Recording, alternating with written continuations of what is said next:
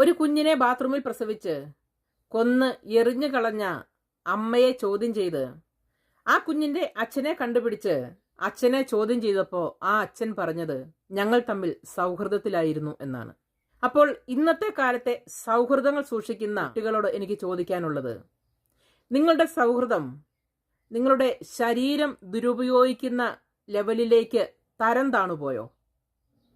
നിങ്ങളുടെ ശരീരം ദുരുപയോഗിച്ച് ഒരു കുഞ്ഞിനെ ജനിപ്പിച്ച് അവസാനം ആ കുഞ്ഞിനെ എന്ത് ചെയ്യണം, അബോർഷൻ ചെയ്യണോ, പ്രസവിച്ചു കളയണോ, കൊന്നു കളയണോ, എറിഞ്ഞു കളയണോ എന്ന് വിചാരിച്ചുകൊണ്ട് പരതി നടക്കുന്ന പെൺകുട്ടികളോട് എനിക്ക് പറയാനുള്ളത്, നിങ്ങളുടെ ജീവിതം മാത്രമേ നശിച്ചു പോകൂ. ഇതിന് ഉത്തരവാദിയായ ആ സുഹൃത്തിന്റെ ജീവിതം എന്നും സേഫ് ആയിരിക്കും. അതുകൊണ്ട് മക്കളെ, നിങ്ങളെ ദുരുപയോഗിക്കുന്നിടത്തേക്ക് നിങ്ങൾ നടന്നു പോവല്ലേ. ആ ഒരൊറ്റ സൗഹൃദത്തിൽ തീരേണ്ടതല്ല നിങ്ങളുടെ ഈ ലോകത്തെ ജീവിതം.